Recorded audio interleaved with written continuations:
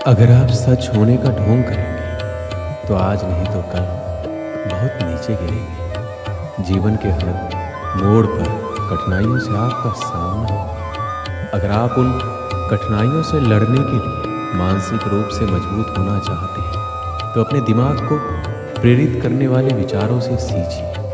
जब तक हम अपने दर्द, गम और डर को हथियार नहीं बनाएंगे तब तक हम सिकंदर नहीं कहलाएंगे। यदि आप हारने की हिम्मत रखते हैं तो आप जीतने की कला बखूबी जानते हैं। तरक्की सिर्फ चाहने से नहीं, सही निर्णय और लगातार मेहनत करने से मिलती है। यदि आप ऊंचाई पर पहुंचना चाहते हैं तो आपको हर उन विचारों और बातों से हल्का होना होगा जो आपको भारी कर देते हैं। इस धरती पर कुछ भी मुश्किल नहीं है। मुश्किल है तो बस ये मानना कि कुछ भी मुश्किल नहीं है। चेहरे की रंगत से सिर्फ आदमी निखरता है, लेकिन मन की रंगत से आदमी और उसका भविष्य दोनों निखरता है। इसी को सफ़ेद झूठ बोलना कहते हैं। इसी सफ़ेद झूठ के चक्कर में लोग वह नहीं कर पाए जो वो कर सकते थे। हमेशा इस बात को याद रखिए कि जीवन की सबसे बड़ी खुशी उस काम को करने में है जिसे आपका दिल करने के लिए इजाज़त दे, वरना उस काम को हाथ मत लगाइए जिसे आपका दिल करना ही ना चाहे। अगर आपसे कोई कहे कि ये काम तुमसे नहीं हो सकता तो उसका सीधा सीधा यही मतलब होता है कि इस काम को तुम्हारे सिवाय कोई और नहीं कर सकता। अगर आप किसी के एहसान तले नहीं रहना चाहते तो आप दिल और दिमाग से इतने मजबूत बनिए कि आपको कोई भी किसी तरह मुसीबत में ना ला सके। आप डटकर खड़े रहें तब तक जब तक मुसीबत टल ना जाए। खुद पर भरोसा और आत्मविश्वास बनाए रखिए। सारी घटनाएं अवसर में बदल जाएंगी। क्या आपने कभी इस बात पर गौर किया है कि अवसर कठिन परिस्थितियों में जन्म लेती है? अगर आप और आपके आसपास के लोग बहुत सुखी हैं तो वहाँ क्या कोई अवसर पैदा होगा? नहीं ना। तो आज से आप ये मान लीजिए कि हमारे और कठिनाइयों के बीच जो जंग होता है, इसी बीच कठिनाई के गर्भ से अवसर पैदा। यदि आपको इस बात से कोई फर्क नहीं पड़ता कि लोग आपके बारे में क्या सोचते हैं तो लोगों को इस बात से भी फर्क नहीं पड़ता कि आप क्या करते हैं। इससे फर्क नहीं पड़ता कि आपके चेहरे की रंगत क्या है। फर्क तो इस बात से पड़ता है कि आपकी सोच की रंगत क्या है। आप समय ना होने का बहाना नहीं कर सकते, क्योंकि आपको भी तो वही 24 घंटे मिलते हैं, उतना ही जितना सफल और महान लोगों को मिलता है। समय का पहिया ये नहीं कहता कि धीरे चलो या तेज चलो।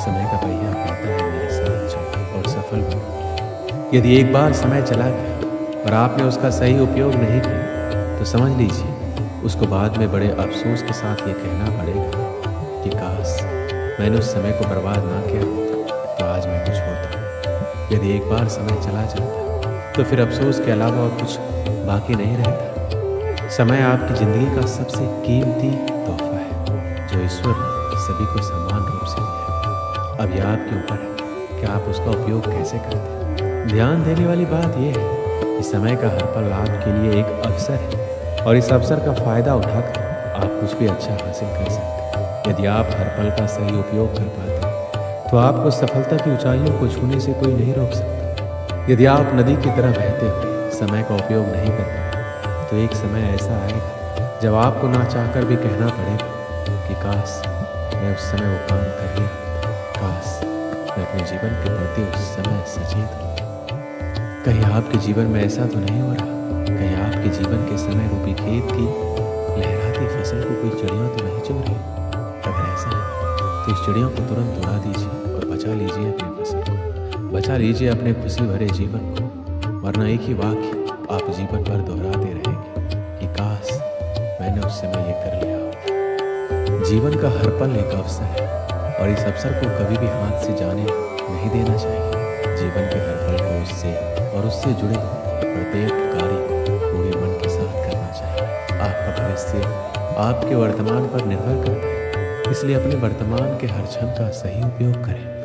आज नहीं तो कल, कल नहीं तो परसों हम इसी तरह अपने कामों को टालते रहते हैं। जो काम आज हो सकता है उसे कल पर टाल देते हैं और कल आने पर परसों। इसी तरह समय बीतता जाता है और एक एक दिन के साथ हमारे कामों का बोझ बढ़ता जाता है। जैसे जैसे हमारे कामों का बोझ बढ़ता जाता है तो हम उन कामों को करना ही छोड़ देते हैं और ऐसे में कई बार हम अपने जरूरी काम भी नहीं कर पाते और फिर बाद में उसी का अफसोस करते हैं। अपने आलस को अपनी ज़िंदगी से दूर रखें और उस काम को आज ही निपटा लें, कल पर ना छोड़ें। एक समय की बात है, एक राजा एक दिन अपने राज्य के भ्रमण पर निकलता है। कुछ दूर टहलते हुए जाता है कि उसे एक गरीब आदमी मिलता है। उसकी हालत बहुत ही खराब थी, फटे पुराने कपड़े और पूरा शरीर गंदगी में लिप्त था। राजा को उस पर दया आती है। राजा अपने राज्य में ऐसे इंसान को देखकर परेशान हो जाता है कि उसके राज्य में बहुत तकलीफ में। फिर राजा ने एक निर्णय लिया कि उस गरीब के घर में चुपके से सोने की कुछ मोहरें लगवा देगा। उस दिन जब रात होती है तो रात के अंधेरे में राजा अपने गुप्तचर को आदेश देता है कि जाओ उस गरीब के घर में सोने की 1000 मोहरें चुपके से रखो। और साथ ही में एक पत्र राजा देता है जिस पर लिखा होता है, मैं तुम्हारे राज्य का राजा हूँ, ये सोने की मोहरें तुम्हारे लिए। राजा पत्र इसलिए रखवाता है गरीब आदमी इतने सोने के मोहरे देखकर परेशान न हो जाए। गुप्तचर सोने की मोहरे और राजा का पत्र उस गरीब के घर में चुपके से रखा था। अब राजा मन ही मन खुश था, उसके राज्य में कोई भी गरीब नहीं है। कुछ दिन बीतता है।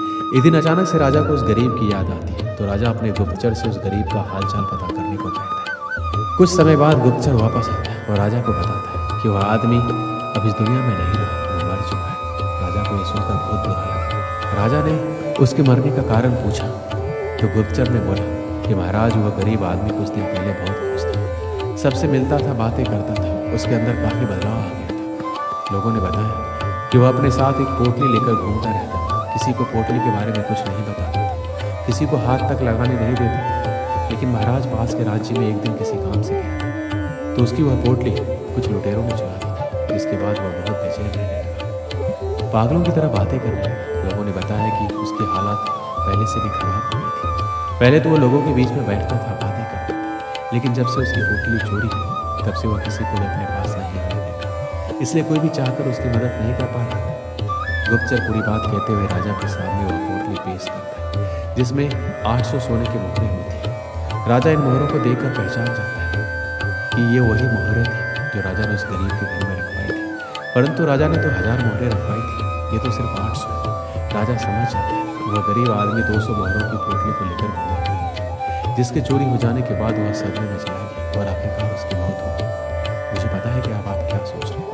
यही ना कि गरीब आदमी पागल था, 800 मोहरें बची थी, उसे अपना जीवन बेहतर बना सकता था, यही सोच रहे हैं। लेकिन अगर मैं यही सोने की मोहरें हटाकर उसे वक्त बोल दूँ तो जो थोड़ा सा गया है लेकिन ज़्यादा आना भी बाकी है। मैं इस कहानी के माध्यम से आपको यही समझाना चाहता हूँ, जो खराब हो चुका है उसके बारे में सोचकर खुद को बर्बाद मत करें, जो बचा है उसे संभालें। आशा करते हैं कि आप अपनी ज़िंदगी